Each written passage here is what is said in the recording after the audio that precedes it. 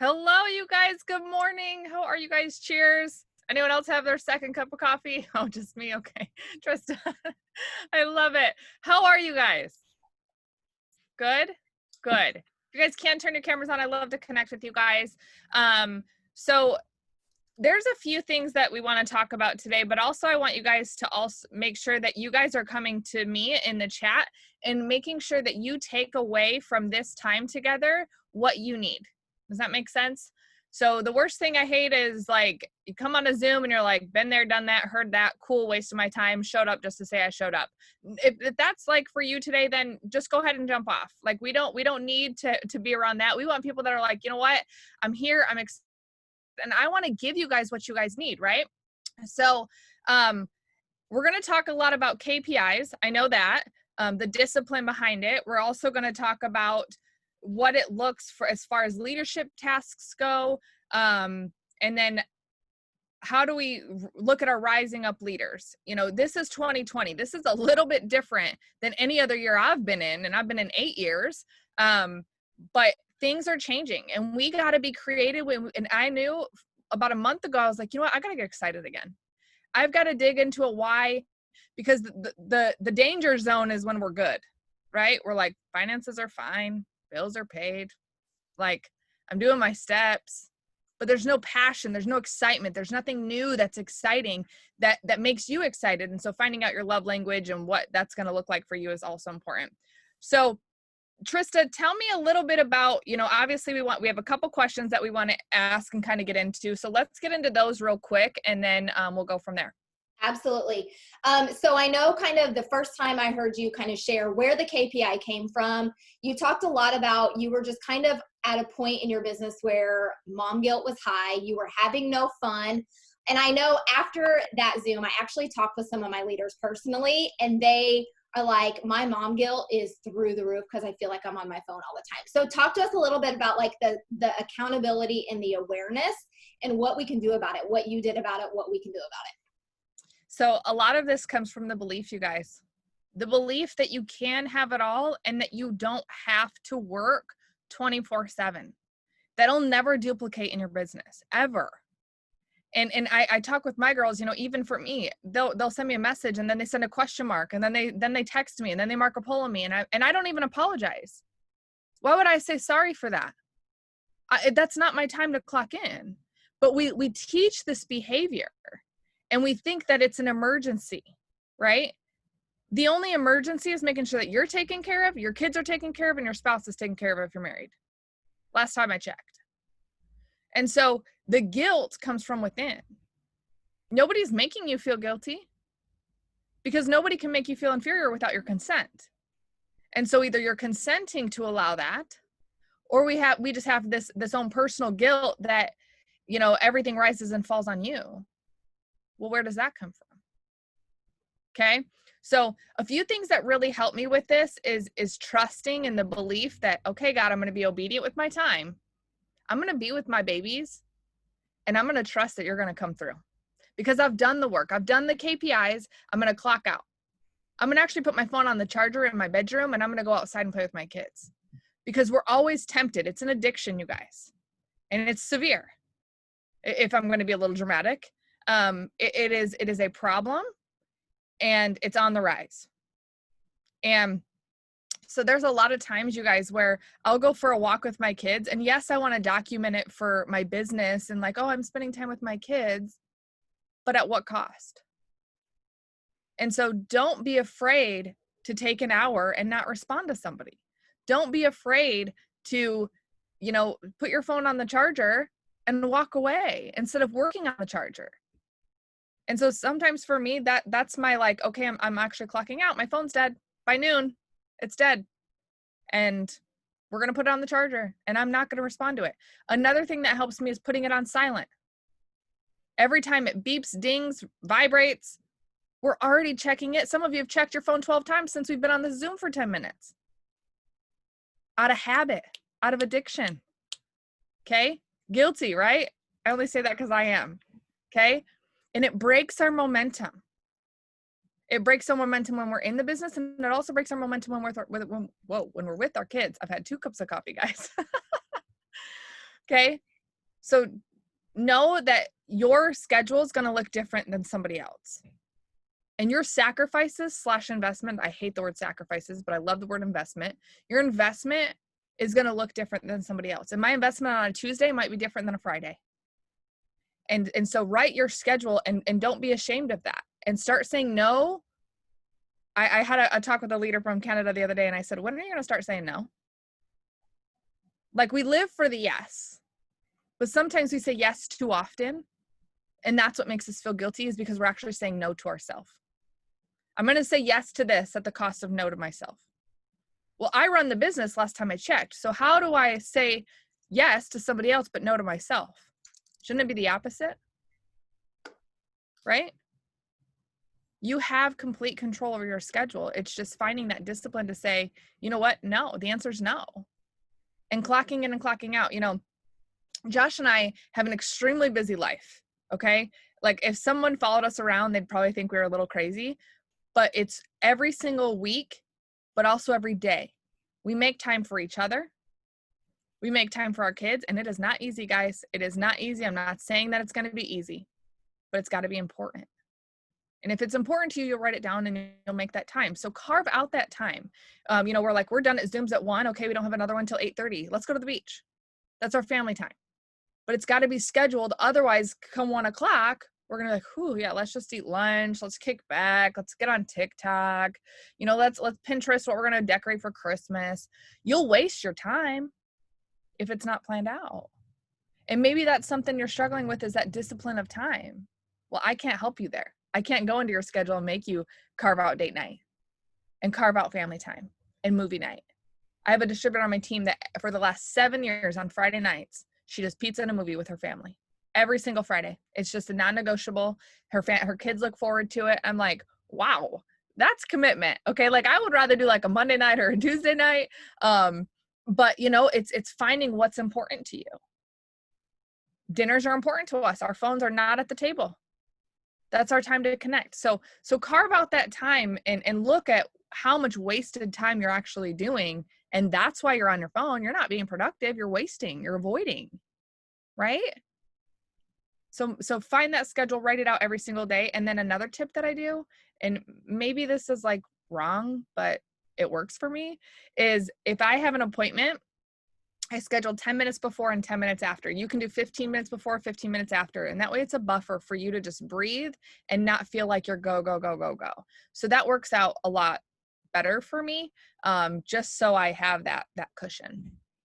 I love that so much. And I know for me personally, the times I feel most burnout is the times that I spend tons of time scrolling on my phone mindlessly, just like looking for a post idea or looking for a TikTok. And then I've lost an entire day. I was on my phone telling my kids, hang on, I'm coming in just a minute. It's all about the discipline. And I love that that's kind of what the KPI has pulled out, and now we can help duplicate that to our teams. So you talked a little bit about like time blocking and just like when you're not working and you're not doing your tasks, you need to shut your phone off or put your phone away. But can you talk a little bit about, you know, you get your KPI tasks done, but then you're also a massive leader and you have a huge team under you. And I know you're very much like, I don't respond right away, but as a leader with a huge team, how do you work in leadership, and what are the other leadership tasks that you're doing on top of your KPI every day?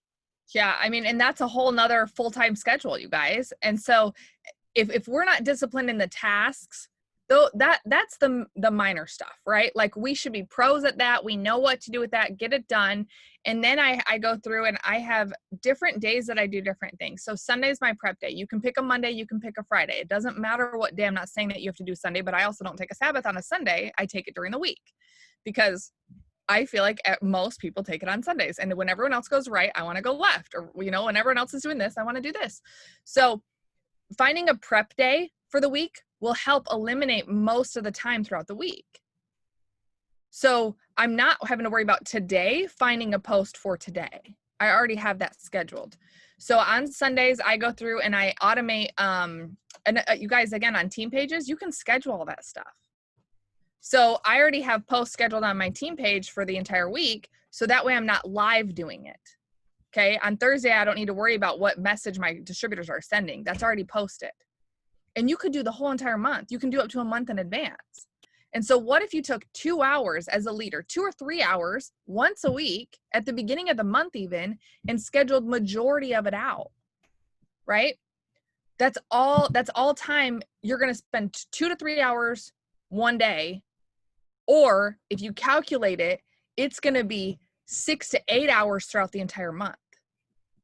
It takes so much more time to do it live. So I do that a lot with my team page as far as Zooms, announcements. You guys know all that. Have it reoccurring, right? Or your boom challenges.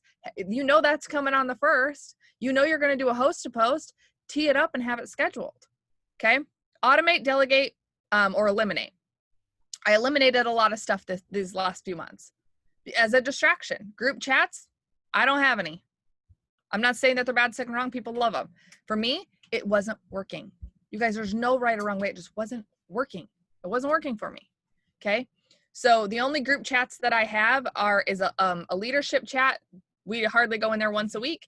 And then my co-sponsors. And that's another thing that if you guys aren't doing layered leadership, delegate some of this stuff out. I know I've got some of my girls on here today on this Zoom with us. And a lot of them, you guys, if I went to Disney and I said, hey guys, handle the team page. And they stepped up and they did it. But you have to let go of the control, any control freaks out there that you're like, I'll just handle it all because I know how to do it and I can do it better. And my punctuation is better and my slides are better. My graphics, like, ooh, sister, we need to help you with that. Let it go. Let them learn, guys. Like, give them that opportunity to lead as a Ruby. And my team knows leadership to me is not a title. I don't care what title you are. And more than likely, I don't even know what title you guys are.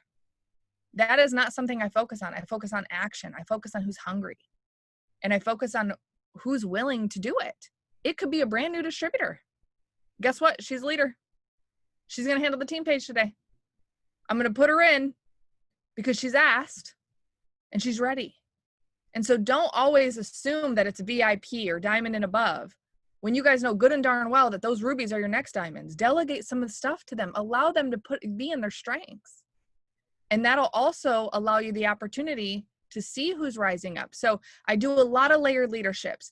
If I co-sponsor in, they go to this person. If they're not available, then they come to me. And then making sure that we're directing it back to the team page. So inboxes, for instance, you guys, if you're getting inboxed a lot with questions, redirect them to the source where you want them, the behavior where you want them to go. So a lot of times people message me and be like, hey, what is this? I'm like, hey, actually, can you ask that on the team page? I know the answer, but if she can post it on the team page, then 75 people are going to see it who have the same question. And that's time, right? So eliminate, automate, or delegate. Where are these things? Make a list of all the things you do throughout the day, all the things that you need to do for the week as a leader, as a big organization, and start delegating half that crap. And I promise you, your team's going to be like, thank you, actually. Thank you for seeing me. Thank you for giving me that time to do it. So layer it out. Don't look at leadership as a title. And then eliminate half of this stuff is huge distractions. I love it so much. How do you go about finding the new person do you go to them and ask them to step up, or do you wait for them to come to you? How do you really highlight and find your up and coming leaders? So I look for who's showing up on the Zooms early. Leaders are the first to arrive and the last to leave. And I make it clear on my team. I see you, sister. You're jumping out early, always there. I mean, this girl on my corporate Zooms, I always see them. They are the first. They are excited. They're willing. They're ready. They've got their cameras on. They're not distracted. Reward that, you guys. And it's not to say that of course I can look on this and I can be like, oh my gosh, Claire, yes, you're on all the time. No kidding. She's a VIP. She should be. I don't need to reward her for that. Sorry, that's your job, right? But who are those new rising leaders, okay, that are getting their 6 customers on their own? I'm going to highlight that good behavior. And so then I'm going to go to them and I'm going to say, hey, Vanessa, dude, you just got 6 customers in the first 72 hours on your own. Can you go live on the team page and share what you're doing? If she's new and she doesn't feel comfortable, Or give them two options, right? Can you make a post? Or just shout them out. And people get FOMO, and then other people are gonna be like, well, how come Claire's not like shouting me out? Well, sister, run your auto shipment on the first and maybe we can talk. So we have to direct that good behavior. And so most of the time I go to them and I see them, and then I just keep clapping for them. And then I allow them to step up. It's so crazy. I have a girl, Daisy, you guys, distributor, killing it. The only thing that's lacking is the belief. And so now I'm trying to instill that belief in her. Like, dude, you got this, you got this, you got this. Crazy good job. Awesome. Like, you're doing great.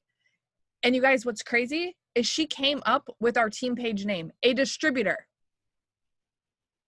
What if I wouldn't have given her that opportunity because she didn't have the title? Mind blown. Like, so be willing to learn from the people that are new and excited. Oftentimes I feel like most of us, I'm like, I've been in a while. I forget that new people don't even know, half the stuff. And so sometimes I go to them, sometimes they come to me, sometimes I'll just open it up and say, hey, I need a few of you to, run our Zoom calls. You're going to find the guest. You're going to put up the graphic. I'm going to give them and prep them for what it's like once they're diamond, once they're ambassador. And then they're like, okay, yeah, I think I'll do it. And I'm like, awesome. Or I just call them out. Because sometimes people are like, I don't believe in myself. I just need somebody to believe in me. And so it does vary, but look for what isn't obvious to see. Right? Does that make sense? For sure. I love that. And you kind of just mentioned vision and casting belief. And I think as leaders, that's one of our biggest jobs. How do you go about casting vision for your team and really instilling the belief in them to come alongside and partner with you? Like in going into 2021, how are you doing that for your team? It's so crazy. So I pulled like a little leadership group together, and again, no rank. It was just who do I see that like inspires me, and so we want to do smaller groups, guys. I think a lot of us need a friend right now, and a lot of us feel alone. A lot of us are defeated. We're coming up on the end of the year, and I'm like, wow, this year went by so fast, but it also went by so crappy. And making sure that we're telling them what our goals are for 2021. A lot of it too, I realized this last about 6 months or so, is that I stopped showing my team what I was doing. I just expected them to know it because it's habit for me.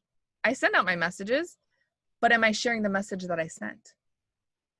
I make my graphics on Sunday, but am I sharing that I did that on Sunday? And so a lot of the vision is going to come from us doing and sharing what we're doing versus telling them what to do. So, and then sharing my dreams and goals, right? And how, I need them to rise up because I need a why. When you have everything, and whatever your everything is going to be different at a different level, right? If you're a diamond and you're like, no, my bills are paid. Like, yeah, this $800 is good. Okay. What's next though? And if you aren't dreaming, your teams should be right on your coattails, but more than likely they're not, because you set the bar, you ride, right? You're the first one, you're carrying the flag. But if you don't know where you're going and keep dreaming, then how in the heck are they going to know? And it's easy to play small, you guys. It's so easy. It's so, so easy. I had this breakthrough about money. And this is like super vulnerable, and I'm just telling you because all my friends. Our income has fluctuated within $1,000 consistently since 2015. I was like, huh? That's great. I'm so glad it's consistent. That's awesome, right? I'm not complaining. I'm so glad. But what is holding me back? Where is that for you? And I'm sure some of you guys are thinking, oh yeah, yep. It goes up a little bit, down a little bit, right here in this dance moment, because we don't feel worthy, or we don't have a dream that's going to challenge us for that extra 10 grand a month, for that extra 2 grand a month. And if we don't, then that's literally putting a cap on the entire base of our foundation.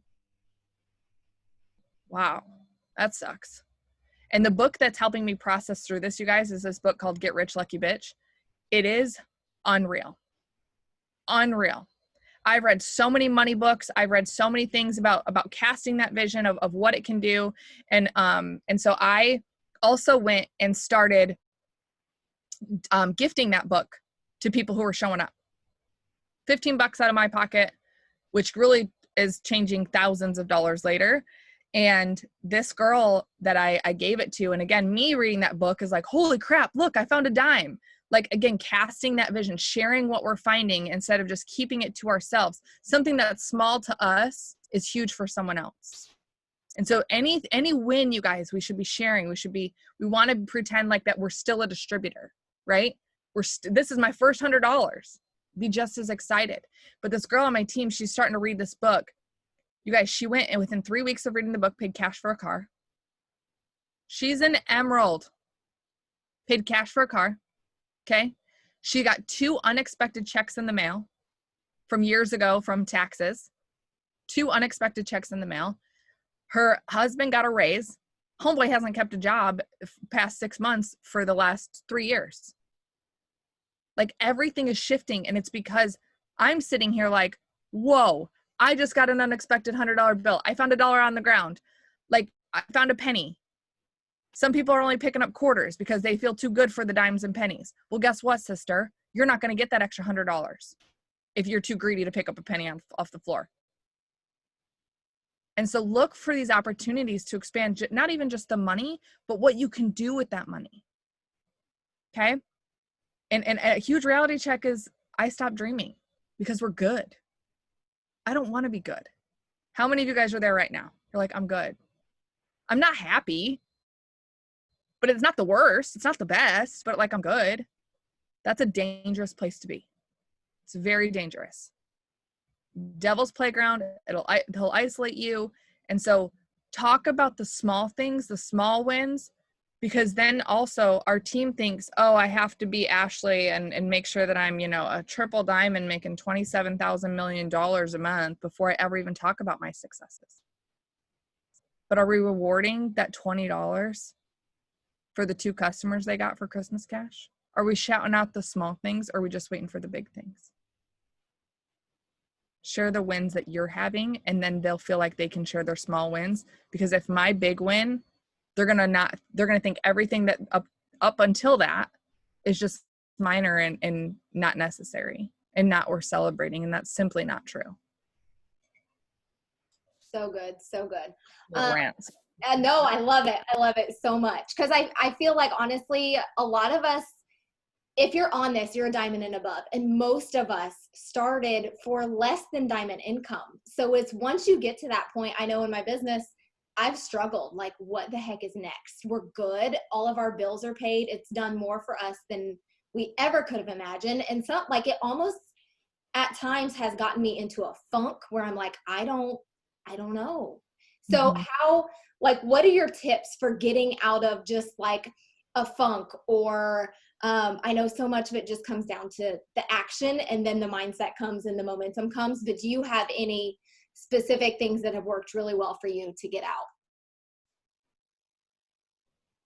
Yes. And I'm going to try and find it.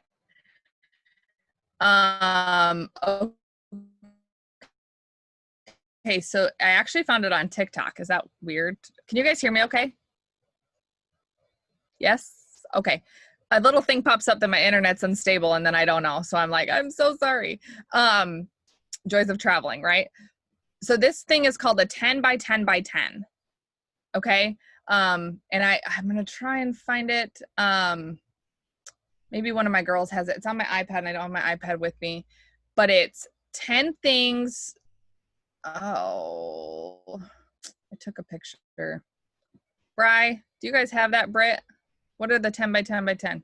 It's 10 things you're grateful for, 10 things you're excited about, and 10 things, I'll get it to you after.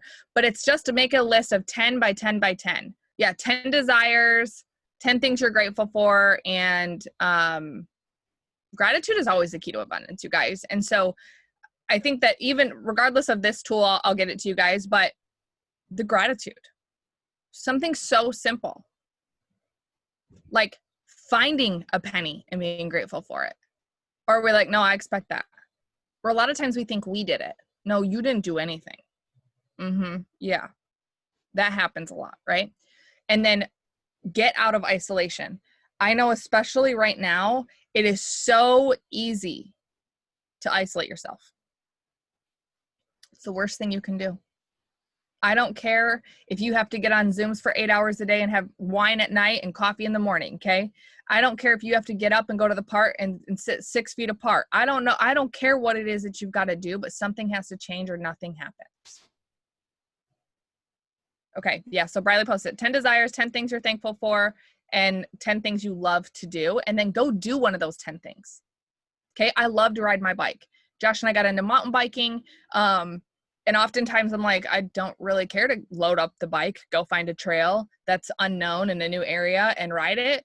But you guys, that's where I talk to God. And so is it the hikes? Is it the mountaintops? Is it the valleys? Is it shopping? Okay, maybe TJ Maxx might be my therapy. That's fine. Okay, go find something that you love to do, because more than likely when you're in a funk, you haven't been doing the things that you love to do. You've been doing the necessary things that aren't always exciting. Like KPIs don't light me up. I don't like look forward to messaging 20 people a day. Like that's not like exciting to me. But what I love to do is get on the call after. What I love to do is welcome them. Right? And so whenever I'm in a funk, I give gratitude. I write it down. I wrestle with God. I cry it out because I let that emotion flow. And then I go do something that I love to do, whether it's service, whether it's riding my bike, getting out on a hike. Those are necessary, and you're allowed to do that. You're allowed to go to the beach and have 2 hours. Okay. You're allowed to go to lunch with your family or with your girlfriends. You're allowed to do that. Give yourself permission. I love that. And honestly, that's kind of I only have one more question, guys. So if you have questions for Amber, definitely drop them in the chat and she'll get to them. But my kind of last question kind of piggybacks off what you were just talking about with your family, because I really admire the way that you keep Josh and your kids a total priority. And so talk to us a little bit about, like, it's easy in this business and with what we do and with our phones always in our hand to sometimes get our priorities a little, out of whack. And especially we do have to invest time. It's just part of what we do, especially from a leadership standpoint. So how do you keep that in balance? And do you have any kind of checks and balances in place that ensure that you keep it, your priorities in? Yeah. So you guys, a normal business, the average CEO, yes, like he's studying, he's working, but you guys, nobody works 7 days a week that's successful. And making sure that you take that time, whatever time it is, mine's different every single week, but something that me and Josh both decided on is that we're going to work really hard from Sunday night to Thursday morning. Like we pull 12, 15-hour days of just back to back to back Zooms, coaching, my business, his business, corporate, all of those things. And so we still make time for lunch with the kids. It might be only 20 minutes today. Okay. But then come Thursday night, Friday night, Saturday, and all day Sunday, it's more focused on my family. And now that's not going to work for everybody. And you might need to, can you eliminate some of the things versus every day having something? This group asked us to do like a couples Zoom and kind of study. And they're like, well, what about Friday or Saturday? And I said, no, sorry. I'd rather have everything crammed in 3 to 4 days, right? And then have I wouldn't say off.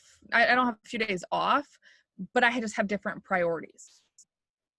And so see what your schedule is like. How many of you actually write down your schedule? Okay. How many of you looked at your schedule and say, I don't like my schedule? I created this schedule, but I don't like it. Well, okay, so create it the way that you want it. You have that option. You just aren't choosing it. And more than likely, it's because we actually don't like our spouse or our kids. Okay, I said it. All right, there. And I'm like, you know what? I need time for me. And I want time to be alone. And I want time for my best friend.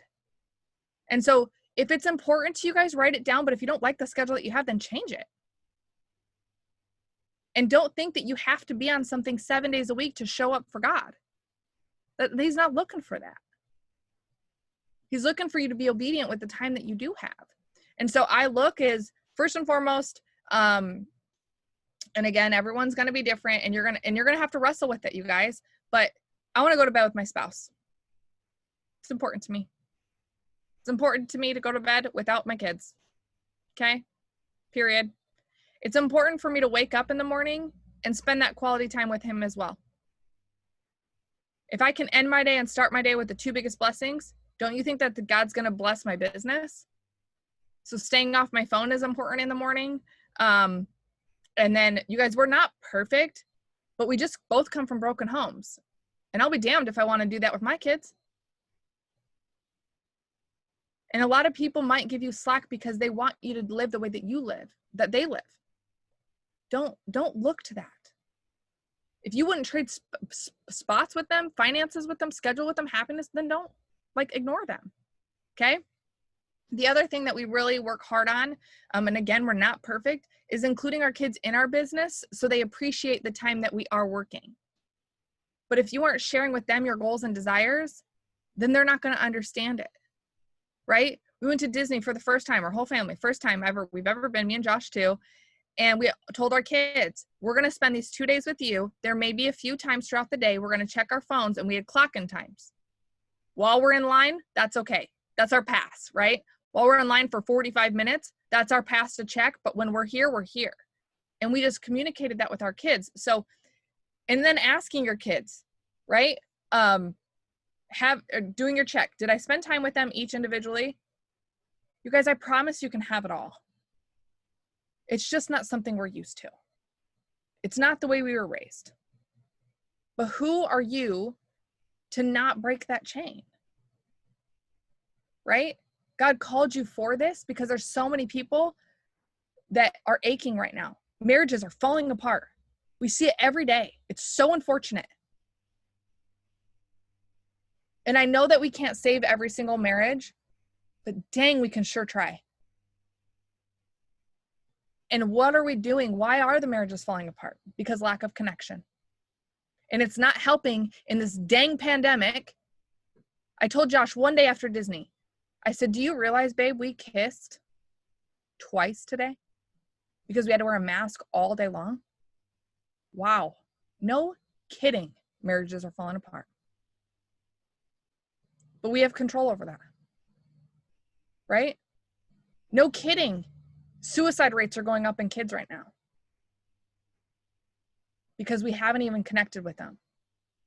Guilty. Right? We're with them, but are we really with them? And something that I would like to encourage you guys to do is something Josh and I are taking on. I don't know if you guys know about the Gab phone. It's a kid-friendly phone that was actually started by a guy. He actually just passed away, which is super unfortunate, in his sleep. But his whole passion was for getting kids off phones and into life, and how much social media is ruining these kids' brains and their confidence, and suicide rates are going up. And he said one of his biggest things is, he says, hug your kids for 8 seconds, 8 times a day, and watch their transform. Wow. I hug my kids, but are you intentional? And so if we just have to look at what's important and understanding that we can have it all, and that we don't have to pick and choose. I can be a freaking epic mom, the best. I can be a yes mom. I can be a yes wife, and I can be a yes business owner. 100%. But I'm just not choosing it. I've created unhealthy habits within my home, within myself, that says avoid, avoid, avoid, avoid, avoid. Use it as avoidance, this business as an avoidance. So that way you can be right about how this business takes over your whole life, about how you don't have time with your spouse. You won't have a marriage to celebrate this business if you don't take care of what's important to you. And maybe it's not important to you. I'm not saying that it needs to be important to you. But I want, when my kids turn 18, to have a freaking rockin' business, and I want to have a marriage still once they're out of my house. Maybe you don't. I mean, that's 100%. I'm seeing that too. But if it's important to you, you'll find a way. And it'll be hard. I'm not saying it's easy. I'm not saying that like, oh, this is so easy for us. No, you guys. I constantly have to go back and say, Amber, did you do what you could today? Tomorrow's a new day. Amber, you yelled at your kids this morning. I was so grouchy at my kids this morning, you guys. I was like so irritated with them. And I was like, you know what? It's fine. It's totally fine. Give yourself grace. Start over again. Start your 8 seconds, 8 hugs. Really connect with your kids. Because how many times do they come to us and they say, Mom, look at this. And you're like, oh yeah, that looks great, baby. Mm-hmm. And you didn't actually watch the video that they made. Yeah. We can have it all. You've just got to decide what's important to you. So good. So good. Isn't it crazy? We think we're getting on here for business tips, but that was like all types of mom tips, family tips, just being a good person tips. I love it so much. And my new thing is I'm going to give my kids 8-second hugs 8 times a day. I love that so much. And it's crazy too. Let me tell you guys this. Years ago, Josh and I heard this tip about marriage, and it was 30 seconds 5 times a day with your spouse. Uninterrupted. And allowing your kids to see that. Like, I grew up and I never saw my mom and dad kiss. I never saw them hug, never saw them connect. It was bypass, roommates. And then guess what happened? After 40 years of marriage, they stayed together for the kids, and then all the kids were gone and they're divorced. That's the normal, unfortunately. Who are you going to be to break that chain? And allowing your kids to see that, like, your dad is important. Your mom is important. You are just as important, but they're important too. So that's something that Josh and I do, and just feel each other's heartbeats, you guys. Don't hug and be cooking dinner, okay? Don't, like, the dinner can burn. Holy heck. Let it burn. But finding that time to really say thank you and give appreciation. Another thing that Josh and I do also that will help is just at night, I kind of rerun the day and just thank him for the simple things. And that came at a really hard time for us when both of us felt unappreciated, and we just hashed it out. And I was like, you don't ever see the things that I do. And he was like, you don't see that I get you socks every single night to go to bed. And I was like, I'm sorry. And you know, you got to wrestle with those things, right? And some of those things we expect our kids to do, we expect our husband to do, but have we said thank you? So be willing to wrestle. So good. So good. So real quick, before we hop off, let's shift gears for one more question. Conference is coming, and Cammie was dropping all kinds of hints yesterday on the leadership Zoom, like biggest, best things ever. What are you doing for your team to get them excited? How are you connecting with them? We've talked a lot about right now, just people feel isolated and not connected. What are you doing, and what are you encouraging your leadership to do to really make the most out of conference? So, I mean, I think everyone's going to be different as far as what their teams are doing, but also what you feel comfortable with. I mean, I've been traveling the whole country since March. So I am just knocking on wood every single day that I am healthy, that I'm whole, that my body is good, that the Lord is faithful. And so we rented a house, and I'm encouraging people to come. Now, obviously, based on what you feel comfortable with, I already know what it's like to almost be near death. So for me, like, I'm not afraid of a lot of things. But we are coming together. 32 girls are going to come together in a home and just be together. And so I'm going to encourage you to, again, however you feel comfortable, be with somebody. You do not want to be alone. There should be no one left behind for conference, but also casting the vision of dream boards in December. We don't want to wait till January 1st to get those dream boards out, you guys. Look at your dream board. Go live on your team page. Share with them what you put on your dream board for 2020 and what you've accomplished. You know, it's crazy this year. Obviously being totally faithful to God and being, you know, middle of this whole year saying, sell everything that you have and go travel the country. Are you crazy? Like that? You sure, God? You sure that's what you want me to do? And you guys know that this is the first year in 8 years where I have crossed more than 3 things off my dream board. In a total 2020. Wow. But how many of us has used that as an excuse? Oh, I couldn't do it because pandemic. Oh, I couldn't do it because 2020. Interesting. So cast that vision. What do they want? What are they going to do? You know, who are they going to be with?